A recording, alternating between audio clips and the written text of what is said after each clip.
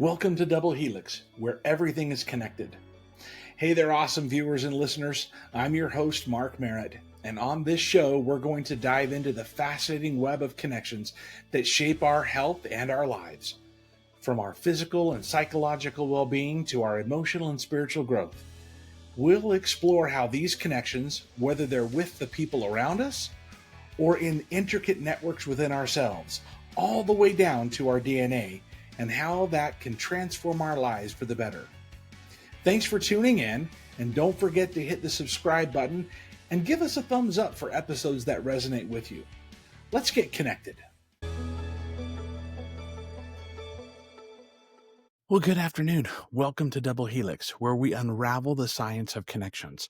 I'm Mark Marrott, and we're going to do something a little bit different today than we've done in the past. As those of you that have been with us, we've actually interviewed different experts, different authors, and just individuals on connections and sometimes communication and whatever the topic might be. The last couple of weeks, we've actually had a couple of really compelling episodes. I've had people individually reach out to me and mention how much those episodes had directly connected with them.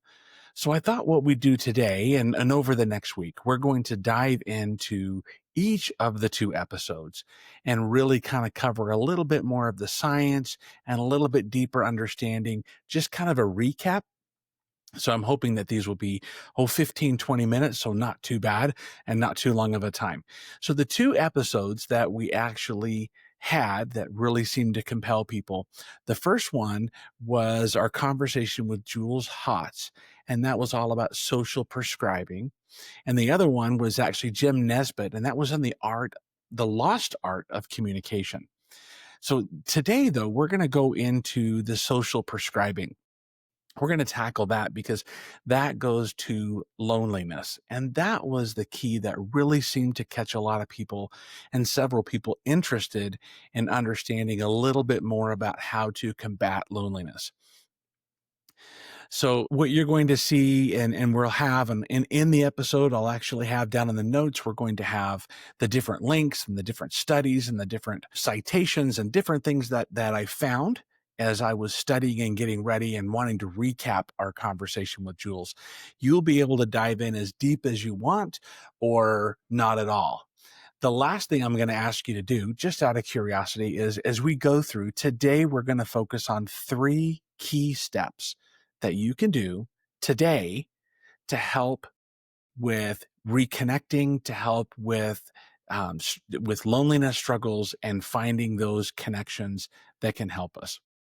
And so that's what I'm going to ask, is that in the comments, if you try 1 or 2 or all 3 of the strategies that we'll talk about today, I would love to hear from you to tell us how that worked and what were your thoughts. And so anything that you can do would be really great. One of our former Surgeon Generals, his name is Dr. Vivek Murthy. He phrased this. He had a study came out in 2023, and it was all on connectedness. And he mentions that, and we are experiencing an epidemic of loneliness. And I'm sure all of us can agree that as the pandemic hit and we began to retreat back into our own spaces and to our own rooms or whatever it was, we went from face-to-face communication down to scrolling and down to being on the internet. So one thing that we want to make sure that we cover is, as we talk about the problems and the struggles and that, which we'll bring up today when it comes to loneliness and some of the things to watch for, but also those strategies, remember that there almost always is a solution, that there are actionable items that you can do today that will make a difference for you in finding and working through that. So Dr. Murthy says, and I'm going to read the quote here, loneliness isn't just about being alone. It's the gap between the connections we have and the ones we need. That seems pretty much an accurate way to describe what loneliness is. And in our world that seems to be hyper connected and everything is right at our fingertips, even though that's the case, that gap from our connections that we have and the ones that we need could very well seem to be widening. And I think that's the case. According to the study that was done that Dr. Murthy put out, and I'll have a link actually so you can download the whole study. He mentions he calls it a public health crisis with risks as comparable to smoking 15 cigarettes a day. Now, I know that Jules brought that up in our episode, and that just blew me away. I had a hard time wrapping my head around that. But the more I've dove, the more I've gotten into the science behind all that, I begin to see that it actually could be very, very true. And it's interesting to think about that, whether you smoke or not, our loneliness epidemic, as Dr. Murthy calls it, actually has the same impact on us, which is huge.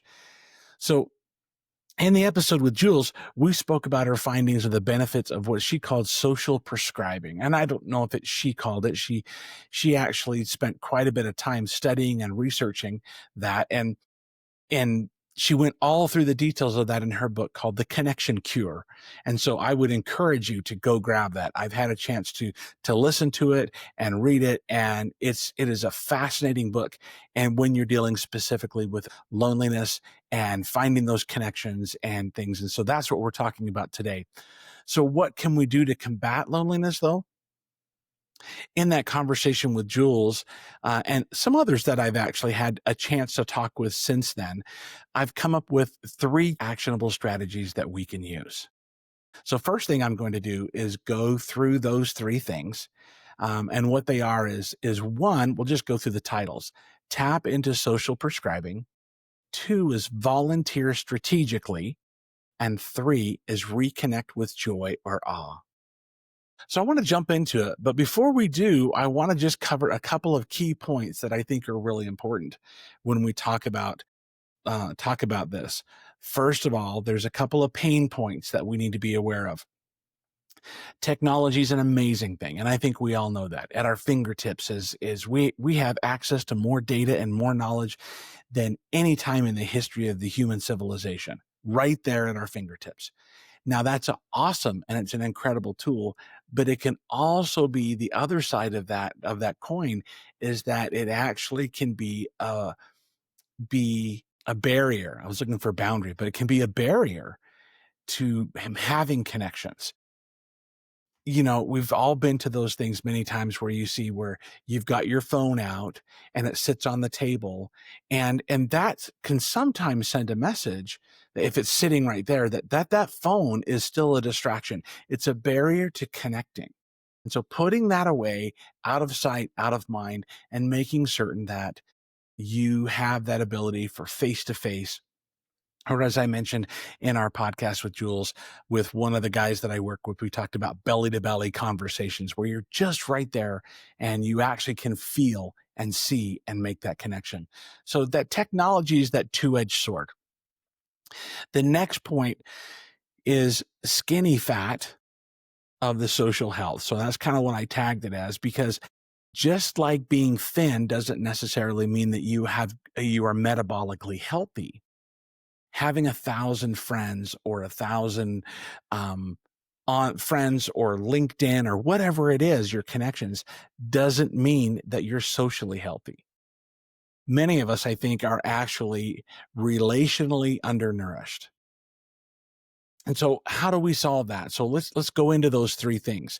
I mentioned before that they were to tap into social prescribing, volunteer strategically, and the last is connect with your joy or awe. So let's jump into solutions. Social prescribing.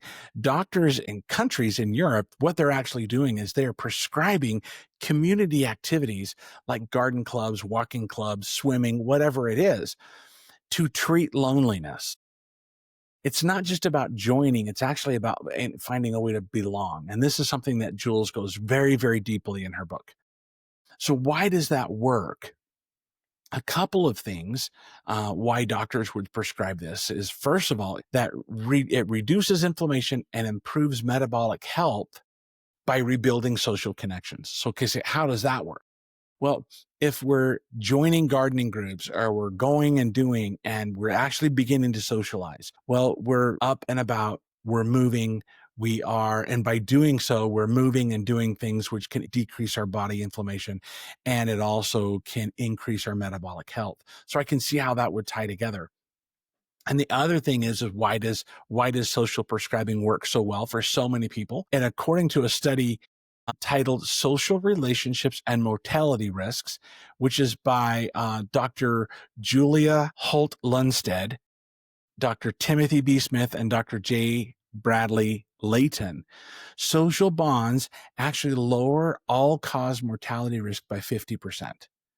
Now, and what does that mean? That means that, well, put as simply as possible, the more connections we have that are deep and good connections, our mortality rate is decreased. In a nutshell, in a big nutshell, that's it. And there's a lot of data that supports and backs that up. And once again, we'll have some of those studies for you to see. It's really, really fascinating. The next strategy, so that's actually social prescribing. And remember, you can actually, you know yourself better than anybody else. You can actually social prescribe. And as we talk about these next two strategies, those two lead right into social prescribing. So if you look at these next two strategies, you can go, okay, I can do this. We don't have to wait for a doctor to write us a prescription. We actually can write us a prescription right now ourselves. So the next strategy is called volunteer strategically. Now, Jules found a study that indicates that volunteering reduces stress and chronic pain. And that was fascinating to me. So I understand how volunteering could reduce stress, but I had a hard time initially with understanding how it reduced chronic pain. She told a story about the lady's name was Akila, and she actually was someone who worked in the hospital or the healthcare industry. And she worked for years. Her whole career was there. And I don't remember how, but somehow she'd injured her back. She ended up with some chronic back pain. And as time went on, as her back continued to hurt, she began to continue to retreat more and more away and do less and less, which I think we all can understand. That's how many of us are. When you're hurt and you're injured, we retreat back. So, but that actually long-term wise can create other issues. And so she began to feel loneliness and saw her doctor. He wrote a prescription for her to go and volunteer at a children's, if I remember correctly, a children's health clinic or something along those lines for kids. And because it was something she had lots of experience in, and she had her years of her career, that began to give her some purpose and to be able to help and be able to, aid and volunteer in a good place. So I think volunteering strategically, and I say that on purpose, so I call it strategically, because if we just volunteer to volunteer, well, that's really good. But there's a couple of things. Number one, every one of us has the need to feel that what we are doing is making a difference. And number two, each of us want to feel as if we are important. So we want to make a difference and we want to feel important. Now that might sound a little bit self-serving, but on the flip side, when we're feeling like we're making a difference, we feel like that we're doing something well, that in itself, we end up becoming more active and more out there. And for Akila, as time went on, she wasn't focusing so much on her back pain. She began to focus on things externally. And by doing that, it allowed her body to relax and begin to heal. And her chronic pain went down dramatically. And so, which I thought was really fascinating based off of what Jules was telling us. So the second one was volunteering strategically. The third one, which I found is really thought-provoking, it was for me, is called reconnecting with joy or awe. Now, when Jules and I were having our conversation, she mentioned that if you had 2 more hours in your week, what would you do? Well, that really didn't ring well to me in the sense of it just was like, oh, okay, for me, that would mean I would make a few more phone calls for work, or I would, spend a little more time polishing up a video for our podcast, or finding more potential people to be on the podcast. And so that at first, when she said that, I was kind of like, oh, okay. But then she threw the spin at it. And the spin is what actually got me thinking.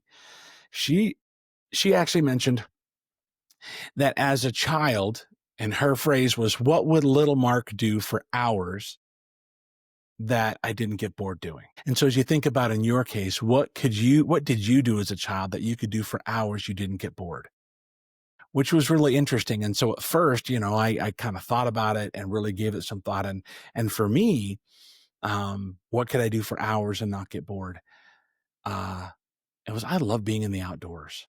And I love being, when we go up the canyons and we put campfire in the evening, or we go camping, or we're just out among the wilderness, out in the trees and the rivers and streams. It's just one of my favorite things. And I never get bored of doing it. And so finding those little things. And so with awe, that means, okay, now I'm going and I'm looking and I'm appreciating what's there. Jules mentioned in her podcast, in our episode, that she talked about a little bit about a study that was done by a doctor, and forgive me, I believe it's Dr. Kettler. He's from UC Berkeley. And he says feelings of awe do several things for us. And I thought this was really interesting. And trust me, bear with me a second. This all ties together. So first of all, a feeling of awe. If I think about like a beautiful sunset, or whether it's over the beach or over mountains or whatever it is, or when we lived in the Midwest, some of the most beautiful sunsets of my life was an Iowa sunset. They were just amazing sunsets. And so when we think about that awe moment, it actually, we shift our focus away from ourselves, is what Dr. Kettler says. So it shifts our focus away from us, and we're looking out there. It reduces what he calls, and I'm going to read this here. He says it's the default mode network, which I thought was, oh my gosh, I have to really understand that. Well, basically what that is that our brain, we get thinking, and sometimes we get over processing, and then we just churn and churn and churn and churn on the same thing over and over. And that's that default mode network, where it just gets stuck in that rut. And like a beautiful sunset, we'll use that as the example, that stops that and gives us that moment to just really appreciate what we're seeing or what we're doing or things like that. The next thing he says is a sense of awe fosters connections with others. So while I'm sitting there appreciating this beautiful sunset, if I'm with my wife, what are we talking about? Oh my goodness, look at the colors, look at the clouds, look at the mountains, or whatever it is we're talking about. And together we're connecting in that beautiful scene. And the last thing that he says that awe does is it can lead to increased generosity, kindness, and empathy towards others. So a sense of awe allows us to help even reconnect with others. And so if we take a look at these three things, the first of all is social prescribing. The second was reconnect with our joy. I'm sorry. The second was volunteer strategically. And the third was reconnect with our joy or awe. Now you can see, if I'm volunteering strategically, if I'm thinking about things that I can do where I can feel I'm making a difference. So I'm looking at it that way. And then I'm looking for things that actually bring me joy or awe. Now, if I look at it from that scope, now I can actually write myself a prescription and say, you know what, I need to go up the canyon again and do a campfire and sit for the evening and play cards. Or I need to go do, these are the things that I need to do so that I can combat and work through those feelings of loneliness. So just kind of that recap, I'm going to ask that you do a couple of things. Number one, put in the comments. I would love to hear what you have to say about these three things. Did you try one? Did it help? This is really fascinating stuff. The second thing is on social prescribing. If you want to know more, I'm going to actually have you go over to a website, and the link will be in the description as well. And the website is socialprescribing.co. And that actually gives some tailored ideas and just a little bit of thought that might help you as you begin to look forward with that. So thank you so much for joining for these few minutes and kind of doing a recap on our conversation with Jules. We will be doing one as well on Jim Nesbitt in the next week. And so thank you very much. Lastly, if there's anybody that you know that you would want on this podcast to see us visit with to further the conversation about the importance of connections and how that has that impact on our mental, physical, spiritual, and emotional health, I would love to get an input from you, and we can see if we could track them down and have them on. So thank you very much, and have a great evening.